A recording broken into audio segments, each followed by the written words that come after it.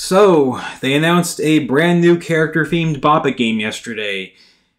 And I'm pretty sure a lot of people are curious, one, as to who it is for people who have not seen the images yet, and two, what my insightful thoughts are on the whole thing. In order, it's Leonardo from Teenage Mutant Ninja Turtles, specifically from that new live-action play, musical thing, whatever, called Mutant Mayhem. And it's apparently going to be a tie-in for that, which is interesting. I think it might already be out, but still it's supposed to be a tie-in nonetheless from what I remember hearing about. And my overall thoughts on the matter, I want to get the controversial stuff out of the way first. And then I want to actually end this on a more positive and uplifting note. So the controversial stuff is, I think I might have mentioned this before, but it's just the way that Hasbro has been treating their creators over the years. But I want to specifically focus on the way they've been treating Dan Klitzner over the years. So let me start with this. Let me go over and get it actually. Yes, there you are. In 2014, Hasbro released the Bop-It Micro Series. Solo. Blasting. Quiet. Loud. Blasting. A scaled-down version of the Bop-It Shout. Bop-It to start.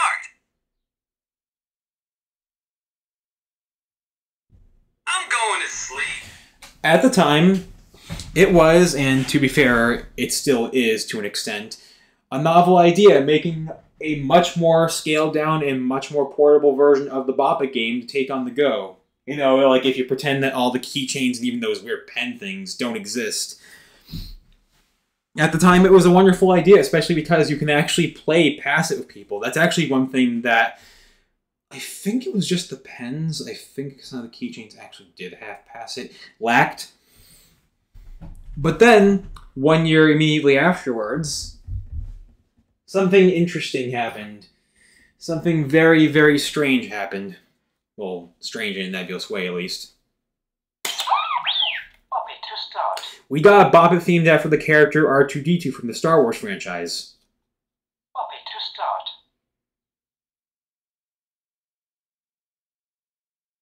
I'll just switch off for a while.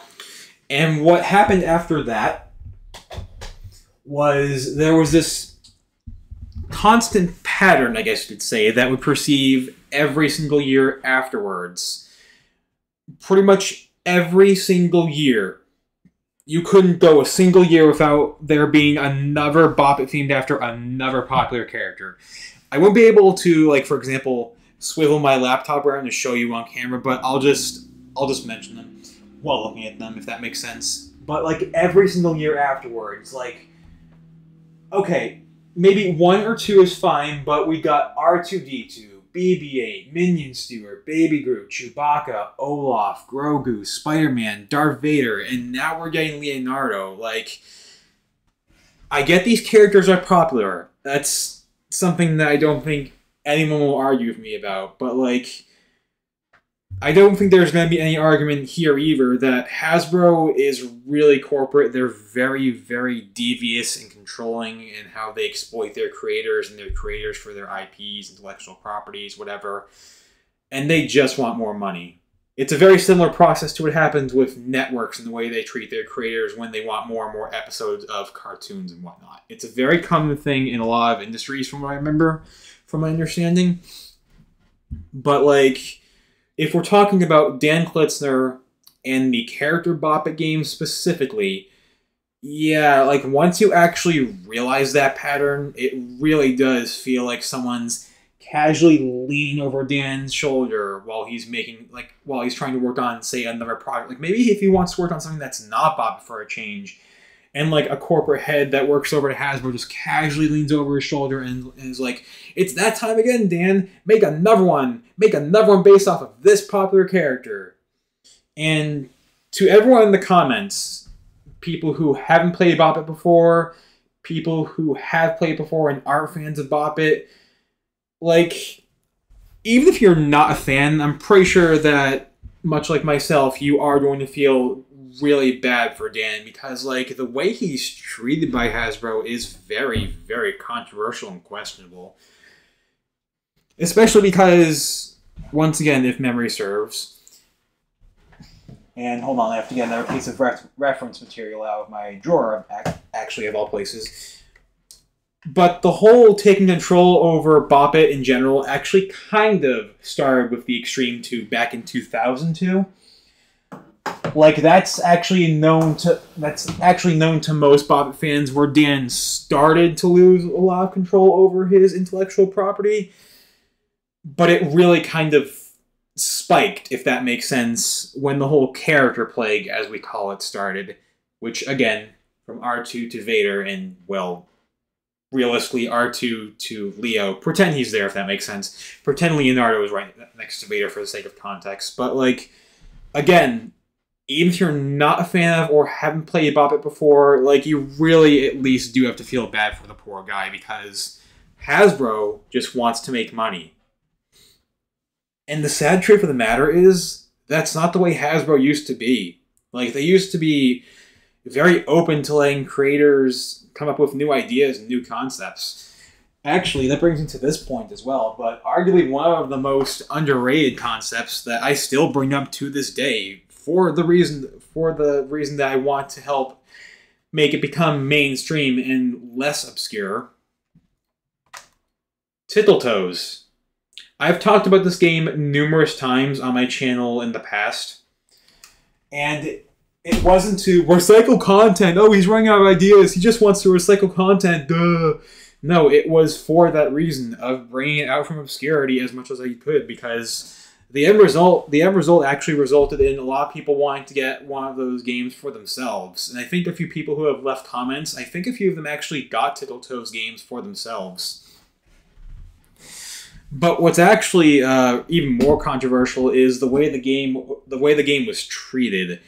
So it can be more or less summed up in a very simple and short sentence. Rushed development cycle and was killed immediately by Hasbro upon its release. If I remember correctly, if the information on the back of the game is to be believed, I believe it was either 2001 or 2002. My sight is very, very bad. That's actually why I wear this eye patch, by the way. Very poor eyesight. So I might have to cross-reference with the game's manual at some point after this video. Also, just making sure that my laptop doesn't fall asleep. That's why I'm shaking my mouse there. But yeah, it's actually a very common thing nowadays with Hasbro, is that they don't care about the way they treat their creators. They just want to make as much money off of games as humanly possible. And once again, need to remind you, it's a very common thing with industries in general. It's like an industry standard thing. Like I mentioned, the whole animation creators being treated absolutely horribly. But yeah, for that reason, I am very, very uncomfortable with the fact that Dan has next to no freedom. Like, the only real exceptions in which he was able to have some creativity, some creative freedom, pardon me, in the modern day and age was with the world's smallest Bop-It, which is over there, the 3 variants of the Bop-It button, which are all down there. Technically, the Bop-It card game, I say it because that's a card game, but still, it's kind of the same general gist, which is also over there, by the way. And yeah, actually, no, not and yeah, there was also and it's actually in my brand new backpack over there, the brand new version of the Bop-It Extreme, or as I call it, the Bop-It Extreme Classic. Made an entire video on that thing. But in literally every other instance, again, he has no control over what happens to his property, and that's very, very sad. Like, it's a very, very dark time for Bop-It fans out there. And I know that there's probably going to be one person, maybe 1, 2, or 3 people who comment saying things like, I'm taking this too seriously, or it's just a toy, or whatever. But no, like, I'm not going on and on about, well, first of all, it's an electronic game. But no, I feel bad because of the way the creator, the inventor, Dan Klitzner, has been treated. Like, as I mentioned, he has pretty much no freedom anymore. The only modern exceptions were the card game, the Unibop /Bop button, the world's smallest, and the classic Extreme. Like, pretty much every other instance, it's just Hasbro telling him and forcing him to make a brand new Bop-A game themed after a certain character. So that's the controversy out of the way. Wow, pardon me, I am so sorry. That's the controversy out of the way. But I do want to talk about the actual positive aspect of the Teenage Mutant Ninja Turtles Mutant Mayhem Leonardo Bop-A game. God, that's a mouthful. First of all, well, I can't, it's not that I don't want to. I can't show this on screen, which is also, by extension, why I don't have a thumbnail of the image of the game itself.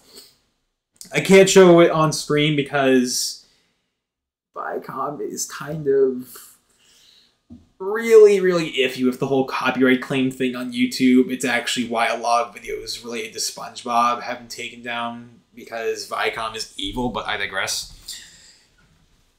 And also because I'm not a huge fan of thumbnails. I think I might have mentioned this once or twice on this channel. Also, hold on. But I really don't like thumbnails because those are really misleading, and in most cases, and I know that there are going to be a lot of people who agree with me on this, very manipulative and exploitative. Like, they tend to use things like very bright and vibrant colors, exaggerate titles. I'm talking about like the titles of the video on the thumbnail, not just the name of the video itself. And sometimes, if we're talking about a thumbnail that has a picture of someone's face, giving off this really crazy, exaggerated expression to basically just get your attention, and for no other reason, because they just want you subscribed to their channel because of whatever. The only exception in which I actually use thumbnails is when it's important contextually. Like, for example, those character Bop-It themed test mode videos. And that was actually because, for some reason, YouTube doesn't like those videos, like in the context of it'll select like a random frame. It's a really strange process. I'm pretty sure people who have uploaded things on mobile know what I'm talking about, like where you have 3 options. Actually, no, it actually happens to people who upload on YouTube, well, here on their computers and stuff as well, but I digress. But anyway, Leonardo looks actually kind of interesting in the art style that they chose. Again, it's supposed to be based off of Mutant Mayhem. I almost said Mutant Nightmare. That's the video game, dude. Shut up. Mutant Mayhem. And that art style in general, it was a little bit hard to look at first because, and I don't know if it's just a me thing, but I'm pretty sure the hardcore Turtle fans will agree with me in the comments, but whether it's people in suits, CGI, with the exception of the 2012 reboot of the Turtles on Nickelodeon, that was like, you know, a CG cartoon. But no, I'm talking about like uncanny CGI. Whatever, it seems that no matter how advanced our technology gets, the Turtles, like especially in those weird live-action suits that you saw in the first movie or whatever, always look some form of uncanny or even hideous. But, you know, I digress. That art style ended up translating very well into a action figure game thing. I don't know what else to call it, really. Looks really, really interesting. Although the Bopjack location kind of surprised me. I was really surprised that Bop wasn't his head. Yeah, for some reason it's not his head. It's on his chest, like it's right here. I still don't know why. A lot of people that I talked to on Discord yesterday when this was announced argue that, well, not argue, like intellectually debated, rather, that it was because of, you know, with the pose that he's in, like, you know, he's got his katana out ready to fight and whatever. It could probably make for a very cheap loss or whatever, which that makes sense. So, yeah, that actually transitions me into the next point. Yeah, apparently, much like, say, for example, Vader right here, Twist It is one of the katana that he holds in his hands, which is a really interesting choice. Put Vader back, pardon me. And pull it, I think it's either one of or both of his feet, which is also interesting because that's what a lot of the prior Bop-It character games did. And as per usual, the details like the paint deco, the sculpt, and all of that look really good. Another thing that I'm really curious is who's going to voice it. Like, are they going to pick Townsend Coleman, who has been I think he's been the primary voice of Leo for a very long time, with very few exceptions. I think he's like the classic voice of the character, kind of like how Rob Paulson is the classic voice of Raphael. And what the revision number of the game is going to be, like, is it going to be something like Leonardo 3 or whatever? I don't know, but yeah. I want to end this on an even more positive note, actually. So one very positive side effect that these Bop-It games tend to have on people is, especially people who have never played Bop-It before, who haven't played Bop-It in a long time. Like, they're always asking me, "Oh, those are Bop-It games? Those are actually Bop-It games?" And it's like, it's just like this really nebulously funny thing, because like from a distance, like from this far away, they do just look like action figures. I will admit, it's a very funny side effect that those things actually have. And like, they're very well detailed. Pardon me for backing up here for a minute. They're very well detailed. Like, again, the sculpts, the molds, the paint jobs. It's just like, they all look amazing. Like, those are all things I will always praise about those games. Like, the attention to detail, especially on... which one should I pick? Spider-Man right here, for instance. I'm not sure if it's going to show up really well on camera because it kind of blends in a lot. But, like, the web pattern shows up really, really well. And the blue parts of his suit are like this glossy / metallic kind of finish. It's also, once again, hard to describe. That's always something that those character-themed Bop-It games tend to always get right, is they always accurately depict the character in whatever art direction they go for. And I say that specifically because, once again, with Spider-Man specifically, yeah, that whole art style of his body being a lot smaller than his head, that's actually based on a Japanese art style known as chibi, which is a very common thing that you'll see with, say, Funko Pops are the most common and easy example to point to. Actually, another easy example are Nendoroids, which I actually don't have one of those, but I definitely want to get the Shovel Knight one, for instance. But yeah, started this video off a little bit rough, actually really rough, talking about controversies and all that, but I ended on a positive note for you guys, because, you know, that's who I am, and I'm an optimist. So, with all that being said, this is Sir Bop-A-Lot, signing out.